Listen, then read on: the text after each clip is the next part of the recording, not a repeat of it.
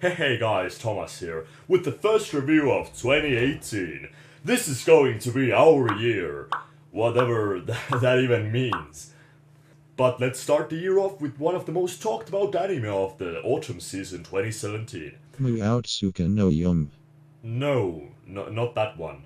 Blendes. No, that wasn't hyped up, that was just a meme. Pinka in the city. Of course not, you're just messing with me at this point, aren't you? No, it's RoboMasters! They can read the title of the video, you imbecile. Get on with it.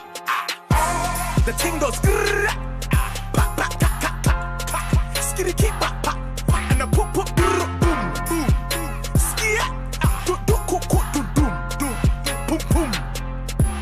You don't know. It's worth mentioning that the same person who made this also made Gantz. And considering how screwed up the manga got at the end, I was completely ready for whatever it had in store for me. But instead of this grotesque intergalactic war that Gantz built up to, this felt more laid back and condensed.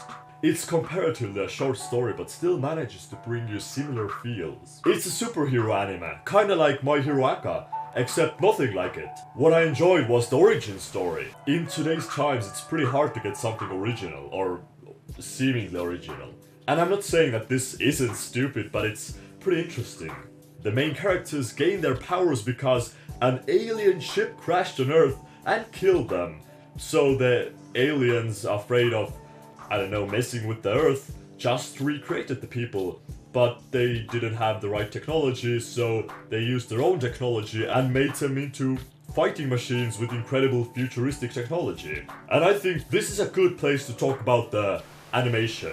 So it does have CGI, and pretty much every time a character shows their insides, it's CGI. I honestly didn't have a problem with it. It didn't distract me at all from the action or the dialogues, and when you have a weekly anime then it's pretty hard to animate all of it. I can understand drawing a slice of life comedy where people barely move, or some thriller drama where people barely move, or some half-assed shonen where people barely move. But something that includes people turning into machines with complex circuitry and elements, flying through Tokyo and committing genocide, it's not that easy to portray through animation. And try to find me a weekly anime that's as action heavy as this and doesn't use CGI. A similar one from last season would be Tyson, which is pretty action rich.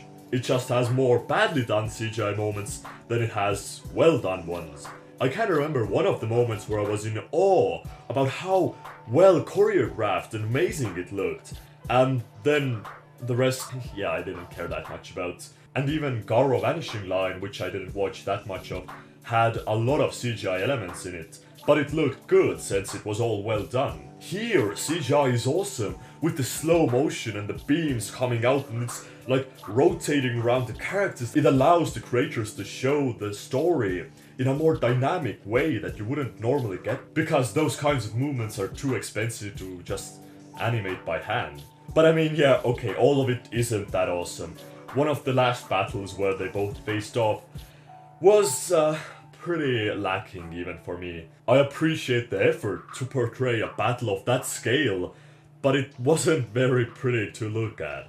Still much better than Berserk though.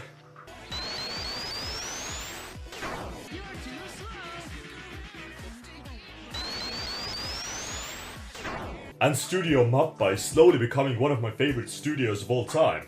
They made Kids on the Slope, which I think everybody has to watch at some point. Terror in Resonance, which is still hold high in my heart.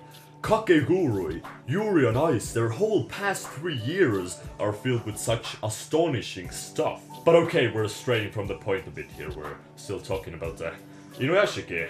So now that they got their powers, what's going to happen? Well, they don't really have any motivations or an ultimate goal shoved in their characteristics. The older gentleman is just a family man and works a 9-to-5 job, and the younger one is just a school kid. None of them have aspirations to become a Hokage or a president or fight some crime syndicate. So what I adored about the show was that it lets its story run its seemingly natural course. Really looking at some normal average people and seeing what they would do if they suddenly amassed a power as great as that. So let's talk a bit about the characters. I guess the most simplistic way to sum it up is that it's a good and evil story. The old guy Inuyashiki is good. He's a caring person, which is clear from the start. And when he figures out that he has the power to heal people, he reacts on that. He starts going to hospitals and helping people. He even tries fighting off bullies or the mafia, even though he can't fight at all. And it wasn't like an instant change. Oh, I'm a robot now, I'm gonna help people. No, at first he was scared because who knows what's gonna happen. He did see an old guy being shot up by fireworks, but he was hesitant. And even at the end, it wasn't really because he fought them off, it was more like a defense mechanism because he wasn't that capable yet. And on the opposite side, we have Hiro. Hiro, yeah, that's a pretty ironic name because he's the villain of the show. A pure sociopath, manipulating people, putting on a front, and just not caring about anybody at all except a couple of people who are close to him, but mostly because they are probably just making him feel like he's still alive and not a robot. And in a messed up way, I can kinda see Hiro's outlook on the world. It's like being in a video game. You're a one-man army. Everybody else is NPCs and you're just bored of it all, so might as well have some fun. How many of us have detonated the bomb in Megaton in the Fallout universe because why not? Okay, maybe not the best example. Yeah, I don't know where I was going with that. I just like blowing up Megaton. It's just seeing the mushroom cloud coming up. Everybody's dead. And the fun part comes with a sociopath getting these kinds of powers. It all starts out slow, just killing a couple of animals, showing no remorse after that, then killing some schoolmates, and finally, after being pushed so much, just going all out and killing everybody. But it's not like he's even enjoying it that much. He doesn't go randomly start killing everybody and stop when it's all over.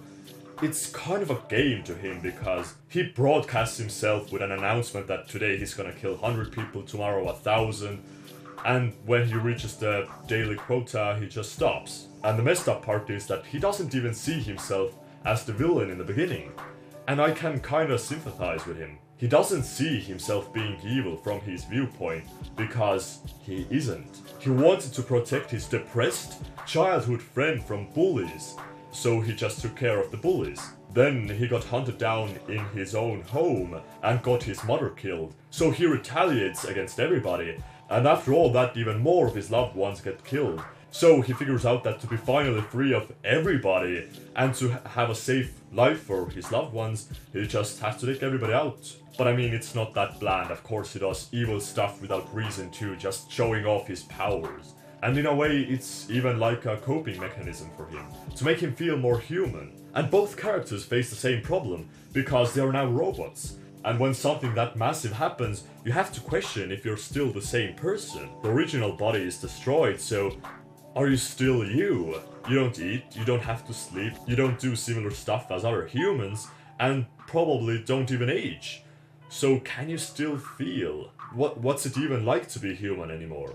And while Inuyashiki finds his peace through saving others, feeling like he's accomplishing something good for the whole world, Hiro finds it from killing people, because taking life just makes him feel a bit more human. But can we just appreciate the genius of this episode? At one point, Shishigami starts killing internet trolls. Like, holy crap, isn't this the dream of any person who has been online ever? Reaching through the screen and just strangling those fucking trolls. The whole episode was so amazing. Kinda reminiscent of Kung Fury, where he's just like, Is this the police? Yeah, this is the police. Crack you! Also, I have to quickly mention that the opening was awesome. I didn't skip it once like I usually do with other anime. Definitely one of the best this year. Pumped you up, simply amazingly done visuals.